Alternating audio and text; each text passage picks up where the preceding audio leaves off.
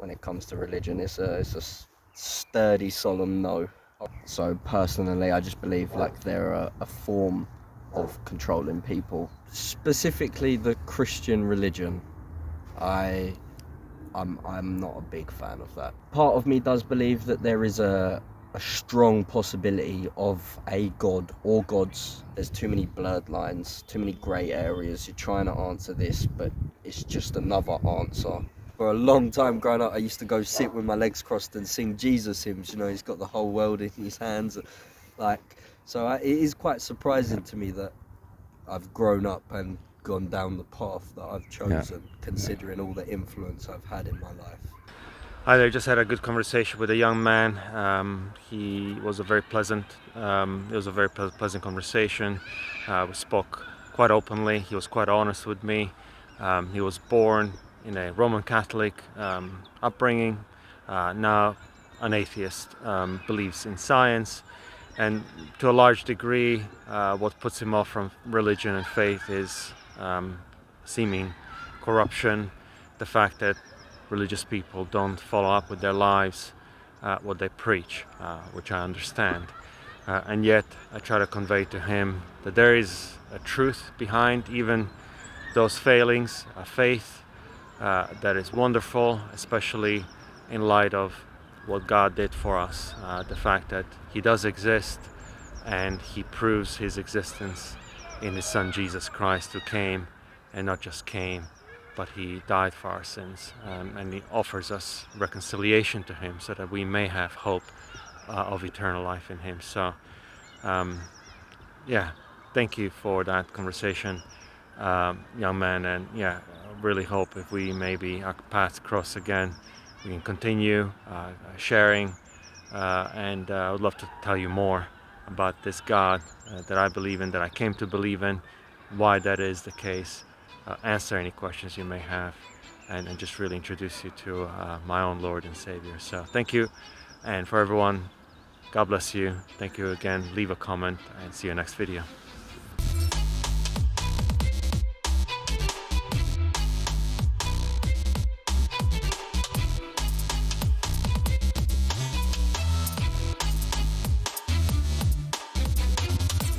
Do you have faith? Do you have religion? Do you have a philosophy of life? What's your...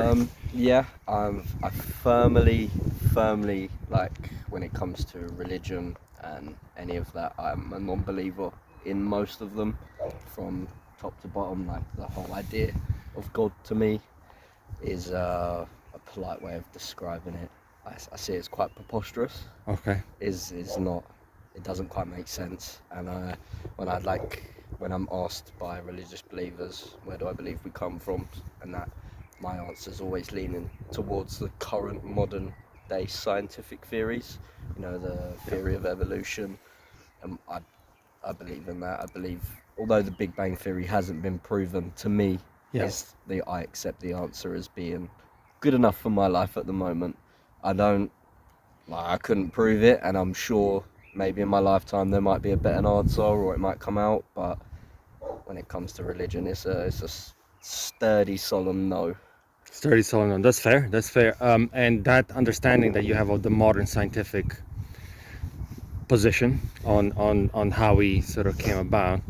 I'm assuming you're not a scientist yourself. You're not very close to it. You basically would it be okay if I did characterize you trust that the current consensus of modern science is correct? I couldn't put my trust in it. I couldn't prove it, and there are certainly parts to it that even I question. I'm an intelligent person, so I can't just sit down and hear something and take it and believe it. But it's it just makes a lot more sense to me than religion. Okay. And what do you think the religion says, right? So religion, what is a traditional religious point of view, just to make sure I understand what you're rejecting? What are you rejecting? You're rejecting what exactly? So, to me personally, I take a lot of my modern day approach to it is because of like my vast knowledge on the history of religions. Sure. So personally, I just believe like they're a form of controlling people and the way they think and the way they feel, such as how governments do, but religion is just another part of that. It's another way of correcting people a lot of religions have like their theories about how the world was birthed and how we've come to be. I don't agree with any of them Right, at right, all right. in any way. Right. So for example, from a Christian perspective, right, we believe that God, before the earth, before this universe existed, God was there, right? And then He commanded the creation into existence, right? So it puts God obviously before creation, but also puts what we call the word or the idea or the logos, as is described in Greek, right, before the actual matter, right, before the matter, right. And it's Okay. interesting. One thing that we that science is coming to an understanding more and more as they look into things like the living cell or even the laws of the universe. They're coming more and more to the understanding that the information is key, is a key component. Like your DNA is information. Many other things have informational elements in them in terms of how they work. The laws of the universe. Something has had to put it together. Something has had to. Information doesn't come about No, I from agree. somewhere. It comes from some sort of a intelligence, some sort of a will, some sort of a purpose, right? And so that's to me is one of the reasons I think that at least that point of view actually makes sense. And I do believe in. I'm a scientist myself. I believe in scientific method. How do we go about concluding things? We test them, we observe them, we have hypotheses that we then double check and make sure that they work and all that kind of. That all I think works and makes sense. But some of the biggest scientists in the past have been religious people, like Isaac Newton, and he came from a starting point of he assumed that if God created the universe, it must be an ordered place, and so let's go out and figure out what the order is. So anyway, so that's a little bit about that. How about sort of again sticking maybe with the Christian sort of narrative. I don't know how much you've heard and sort of been exposed to it in the past, but the whole sort of narrative of Jesus who came 2000 years ago and the Bible. What do you think about that? Is that also something just reject, something it's a myth? Yeah, they specifically the Christian religion. I'm not a big fan of that. That's probably one of the one. It's between that and the religion of Islam. Right. I'm not sure if there's an appropriate term, but I'll just say Muslims for the sake Sure, of this. sure. I don't. That's another one that to me, like, as much as these religions talk and preach of love and being together, looking after each other, that's a great idea. I could never be against that. But if you look at the history of those religions, they've never really been doing that at all since they Right. started. And we know for a fact that humans were here on this earth before Christianity was, for a long time. The human mind, the brain itself, the one we all have and share, has been here for almost 250,000 years.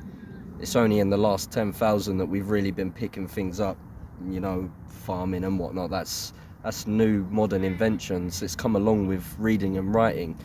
People can read and write stuff, religions start flourishing, but it doesn't mean that just because, they've written and it's now been around for 2,000 years that it's any more realistic today than it was back then. Sure, and yet I think what maybe you're trying to get to, and what my understanding is that as much as that is true, at the same time, people throughout the history, as long as they could express themselves, they knew there was a mystery to our existence, right? To the extent that they couldn't explain everything, and even people weren't stupid back then. They just maybe didn't have certain technology, certain knowledge, but they certainly weren't stupid, right? Not everything absolutely. was magic. Not everything was. They understood that there's something about the way they were made.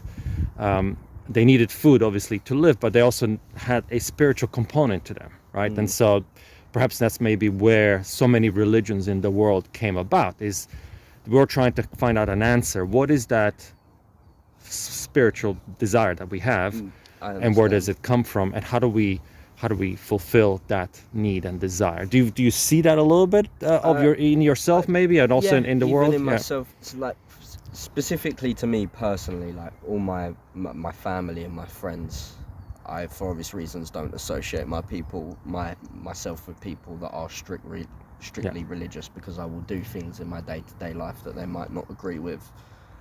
But part of me does believe that there is a a strong possibility of a god or gods being real, but just to me and my perspective, I see religion as like something that will help people carry them through their days, let them sleep easy at night, will make them wake up and feel like they can take on today and do it again tomorrow and tomorrow. But personally, I don't need that extra drive. I don't question it, because it's not something that it's a bit of a distraction, if anything. I couldn't go to work and start sitting down thinking to myself, I wonder if God really is real, maybe he did put us all here, look at what we've done, and like we've ruined this planet. If he did put us here, we are not doing a good job of what he's asked of us. But to me, it's not a question I have the answers to, and I think if he is real, or they are real, it's beyond me. What would it be anything that would convince you of that, right? So if you put aside, I appreciate what you said, and I agree to an extent. Your religion has done a lot to actually make the name of God dirtied almost, right? The way that they have carried themselves out, the way that in the name of God and religion things have been done in the history. Absolutely true. Let's put that to one side for now. But if that wasn't the problem at the moment, what would change your mind, if anything? I think if I ever, like, we say even for the future, it could be within the next 10, 20, 30 years, new religions will prop up. Something that would be convincing of me to follow and blindly lead in faith would be like a religion that focused on people. I'm not going to sit there and say, all right, let's not have a conversation about God, because neither of us know. But let's say right now, we don't have the answers. You don't, I don't. No matter what kind of agreement we come to, doesn't change the fact. Just because we all sit here and say, okay, God is real, doesn't make him real. It does. Just because I sit here and I say he's not real, doesn't mean he's not. I could be completely wrong. I could, as it would say in the Bible, because I'm a non-believer, I might go to hell and burn for it. That would be pretty shit, and I would regret it. But no, I think there's too many religion. There's too many blurred lines, too many grey areas. You're trying to answer this, but it's just another answer. Right. You're not really trying to... I've already chosen my answer, Sure. Science that's the answer I've chosen. So if a religion did come along and it just sort of said, right, we're here to look after, love each other, look after the planet, I could be on board with that. I could go with that. But when it gets into this...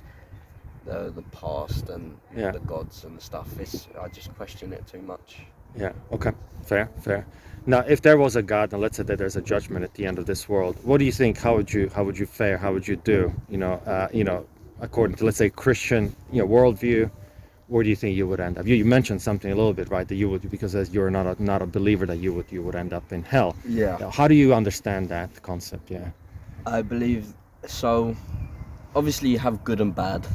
And there's, like, everyone has their own moral language, so to speak. You define what is good and bad to you, and the problem starts when you draw that into what law says is good and bad. So personally, to me, I smoke marijuana a lot. It's progressively, I've picked it up over the years, but when I started, I used to say it was for my mental health, and now I do it because I've been smoking it for 4 years, addicted. But I don't hate it. I optionally choose to wake up and do that every day. There are religions that would say that's bad, or that the things you have done in my past would constitute as not being okay, and so I would definitely not be making it into the halls of fame up in heaven. Right. Not quite. Now, what you said, I'm not going to put myself above you somehow and said, no, I'm holier than thou as a Christian, nor anyone in the world, to be honest, would, if they're honest with themselves, right, say, oh, they have a clean sheet, right? You probably agree, right? We've all done something that we're not proud of in the universe, in our lives. Who then does go into heaven, according to, again, your understanding? Who gets to go there? I should hope, if it's real, truly good people. And I don't I don't mean the people that did something like people that give money or food to the homeless and record it. That's not a good thing. You haven't done that out of the goodness in your heart. If you'd done it out of the goodness in your heart, you'd have done it, walked away and taken no gratitude or thanks for it. That comes when you get to heaven. You were a good person. It would be like that. The people that were here that have faith in the religion, Christians, that truly love and look after each other as their God is asking them to do. I believe they can make it. I hope it's real. There's always part of the, on my bad days, there's a wide, it's quite popular in modern day that people only pray for Jesus when they need help. Yeah. Well, there's definitely been times in my life where I've sat on my knees, put my hands together and said, give me a hand here, because I'm struggling, but I don't do it every day. And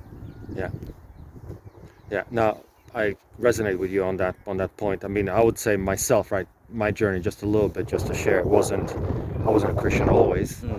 Later in my life I became a Christian, but I was like you. I wasn't doing the things that you mentioned, but I was doing other things definitely not proud of, right? So I always wondered, okay, if I now start being good, if I now start being better person, that's great. What about all the things that I've done in the past, right? Is that going to be somehow canceled, right, negated, or whatever, right? And then I was like, I came to, started reading the Bible, came to realization, look, I'm not unique. Everyone's like that. Everyone is a sinner. No one, the Bible says clear, no one is righteous. No one is able to meet the high standards that God has, even the 10 Commandments, the one that gets every single man, you shall not look at a woman and lust after her, just like that,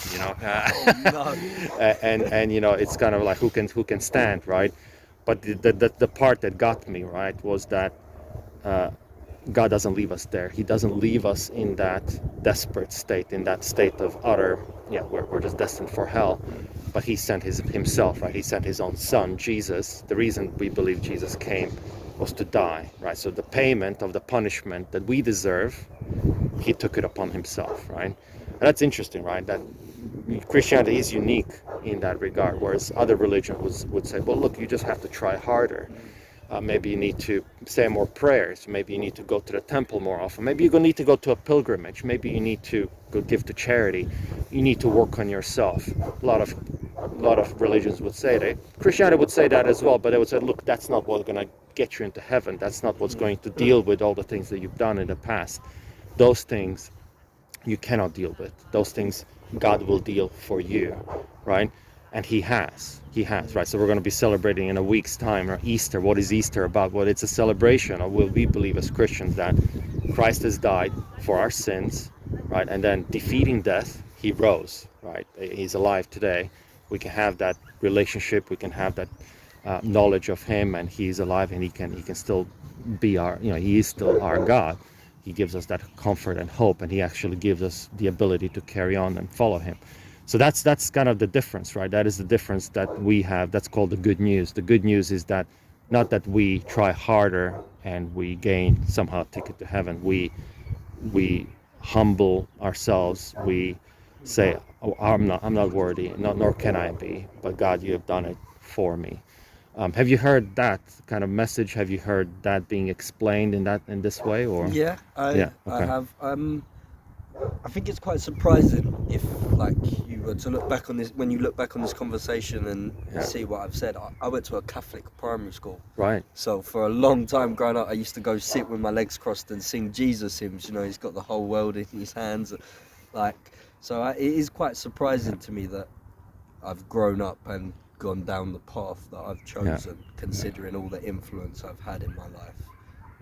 But I feel so confident and absolute in my opinion of not believing in it, that it slightly helps me in my drive in my day, like knowing that personally for me, my faith and my strength is placed in myself and my ability to make it in the world that I live in. I mean, greatly fortunate. I have hot water every day. I mean, the first thing I did when I woke up this morning was kind of have a glass of water. I had a shower, I made some toast. There are too many people out there that don't have that, yeah. don't get to Yeah. experience that. Yeah. And I think like if problems like that in the world didn't exist, religion would be a lot stronger. Like Easter's the perfect example. To me, next week is all about chocolate. just chocolate. Like if I went to my mum or my niece, like if I asked my nieces what's Easter about, they probably wouldn't even mention God or Jesus in the conversation of Easter. They'd just be like, "What Easter egg are you getting me?" You know. Right. So when it comes to the modern day, I think when it like religions, their voice about certain things isn't strong enough. You know, like the whole everything you've just told me about Easter is a nice. I don't want to say story, but is a nice story. But a lot of people don't know that about Easter. Yeah. Like even Christmas. Even Christmas, yeah. Is Santa Claus. Yeah. What's that about? Yeah, exactly. Some man that comes climbing down some chimney to give you a present. Why is that what we're telling children? How does that help them in life? Yeah. So I think that is part of the reason. Part of me has been able to look at a lot of what religion says and say, no, I don't want that, because I look at what everyone else is saying that's not on that side, you know, the alternatives that they've filled in those gaps with because they didn't like that story, and I've just sort of realised that it's people just telling stories, man. I don't need it. I've got my own to tell. That's fine. Yeah, you've heard about the story of the parable, so to speak, of the prodigal son. You know that one? Not. I wouldn't say I know it well, but I've heard of it. Yeah, it's when a father, he has two sons, right? And one of them says one day, "Father, give me all of my inheritance. You know, I've had it. I'm gonna make my own future in the world. Give me my inheritance now." And so he divides between the two, and he gives to the son who asked him his inheritance, and the son goes into the foreign land and just squanders it all on good living, on women, on just partying, right? He squanders it, but then he spends it all, and he finds himself in poverty, and famine hits the land.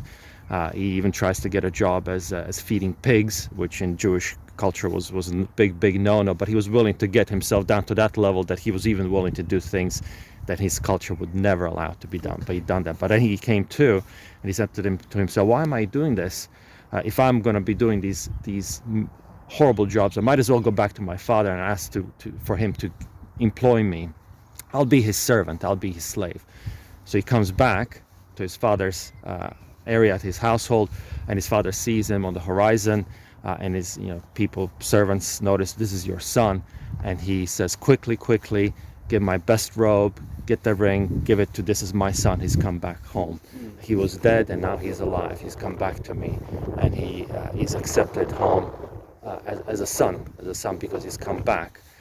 And the other son says, what's this all about, right? Why are you giving him, he's done this, squandered your wealth and everything, now you're accepting him back, now you sort of telling, just like nothing has happened, and you're giving him, you threw a big party for him and everything like that. You never gave me this stuff, right? He just said, you were always with me, you always had this, everything I have is yours, but this son of mine, he was dead and now he's alive, and we're here to rejoice, right? So the reason I'm telling you that story is that just want to tell you, man, I believe God is alive. He's there. He loves you. He's calling you.